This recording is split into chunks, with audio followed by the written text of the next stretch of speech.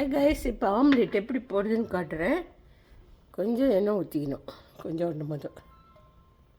அதில் வெங்காயம், இஞ்சி, கருவேப்பிலை, பச்சை மிளகாய் எல்லாம் சாப்பரில் போட்டு அது பொடியாக இருந்தால் தான் நல்லாயிருக்கும். எப்படி இது அது மாதிரி பொடியாக வெட்டி வச்சுக்கிறேன். இப்போ கொஞ்சம் எண்ணெய் ஊற்றி வெங்காயம், பச்சை மிளகாய், கருவேப்பிலை எல்லாம் நல்லா வதங்கணும். நல்லா லைட் இல்லாமல் எனக்கு பெரிய பெஜாராக்குது. நல்லா வதங்கணும். பச்சை நாட்டப்போகிற அளவுக்கு. எங்கள் வீட்டுக்காரர் வந்தாரா, அவரை விட்டு முட்டை அடிக்க சொன்னேன். அடிச்சுக்கிட்டே வச்சுக்கிறாரு. வெங்காயம் நம்ம பொடியாக போட்டால் தான் ஆம்லேட்டில் நல்லாயிருக்கும். இஞ்சி கொஞ்சம் நிறையா போட்டுக்கிறேன். வந்துட்டு கொஞ்சம் சதுசதுன்னு இருக்குது. அது பரவாயில்ல, முட்டை தான் நான் ஊற்ற போகிறேன்.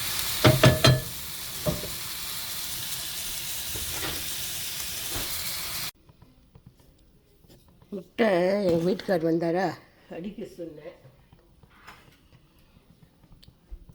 முட்டை அடித்து வச்சுக்கிறாரா, அதில் கொஞ்சம் மிளகுத்தூள், மஞ்சத்தூள், மிளகாய்த்தூள், அப்புறம் பெருங்காயம், அப்புறம் கொஞ்சம் வெங்காயம் தான், கொஞ்சம் உப்பு தான் அந்த இதில் போட்டேன். வெங்காயம், இஞ்சி பச்சை மிளகாயில். இப்போ கொஞ்சம் உப்பு கொஞ்சம் போட்டுக்கோ, ரொம்பவும் வேணும். எப்பயும் ஆம்லேட்டுக்கு உப்பு கரெக்டாக இருக்கும், பர்ஃபெக்டாக. அப்போ தான் டேஸ்டியாக இருக்கும். எங்கள் அம்மா நல்லா ஆம்லேட் போடுவாங்க. ஸோ இப்போ நான் அந்த வெங்காயத்தை வதக்குனேன்னா கருப்பாக போச்சு. ஓகே, வெங்காயம் வதக்குன்றனால ஒன்றும் ஆகாது. அப்படி கொஞ்சோண்டு எண்ணெய் கொஞ்சம் நிறையாவே ஊற்றணும், நல்லா ஒட்டிக்கும். மீதி எண்ணெய் இருந்தால் அப்படியே வச்சிடலாம் சட்டிலே. இப்போ நம்ம எல்லாம் அடித்து வச்சுக்கிறோம் இல்லையா, எல்லா முட்டையும் அப்படியே தோசை மாதிரி ஊற்றிடும். நல்லதாங்க. ஊற்றிட்டு அது மேலே ஸ்லோவில் வச்சுக்கிற அடுப்பு.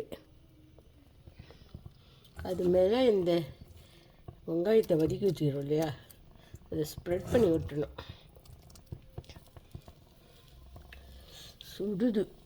ஓகே, ஸ்ப்ரெட் பண்ணி காட்டுறோம். ஆம்லேட் பார்த்திங்களா, எண்ணெயை ஊற்றி அந்த அடித்து வச்ச முட்டை, அதில் மிளகாத்தூள், மஞ்சள் தூள், மிளகுத்தூள், உப்பு போட்டு பெருங்காயத்தூளும் போட்டு அந்த அடித்து வச்ச முட்டையில் கலந்துட்டு இந்த வதக்கி வச்ச வெங்காயத்தை நீங்கள் பெருசாக கூட போட்டுக்கலாம். இது வெங்காயம், இஞ்சி, பச்சை மிளகாய் எங்கள் வீட்டுக்காருக்கு எப்படி இருந்தாலும் பிடிக்கும். ஆனால் இப்படி இருந்தாலும் ரொம்ப தான் பிடிக்கும். அதனால் முட்டையை அப்படியே ஃப்ளிப் பண்ணி போட்டுருணும், அவ்வளோதான். முட்டை ஆம்லேட்டு ரொம்ப பிடிக்கும் எனக்கு. எப்போவுமே முட்டை ஆம்லேட் தான் எங்கள் அம்மாட்ட சொல்லுவேன். முட்டை ஆம்லேட் செய்யுமா, முட்டை ஆம்லேட் செய்யுமான்னு. She's no more. எல்லாம் மடமடன்னு 5 நிமிஷத்தில் முட்டை ஆம்லேட் நல்லா பண்ணுவாங்க. எனக்கு முன்னெல்லாம் சமைக்கவே தெரியாது. முதல்ல கல்யாணம் கட்டின புதுசுலலாம், ஏன்னா வேலை செஞ்சுருந்தேன்னா பிடிக்காது.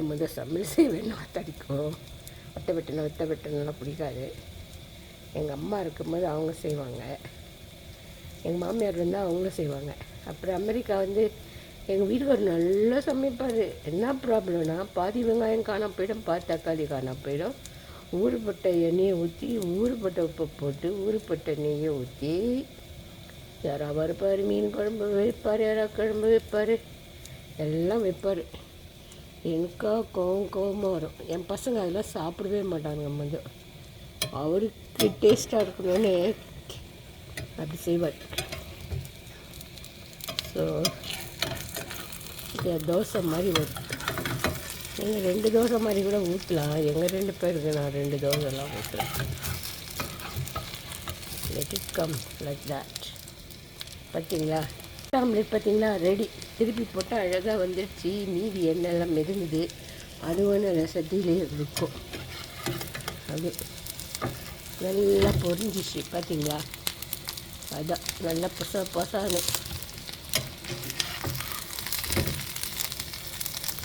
முட்டை ஆம்லேட்லாம் தர மாட்டாங்க. முட்டை தோசை போடு, முட்டை பஜ்ஜி போடுன்னு ஒன்று இப்போலாம் பண்ணுறதில்ல. ஓகே, அதாங்க முட்டை ஆம்லேட்டு. ஓகேவா? ஓகே.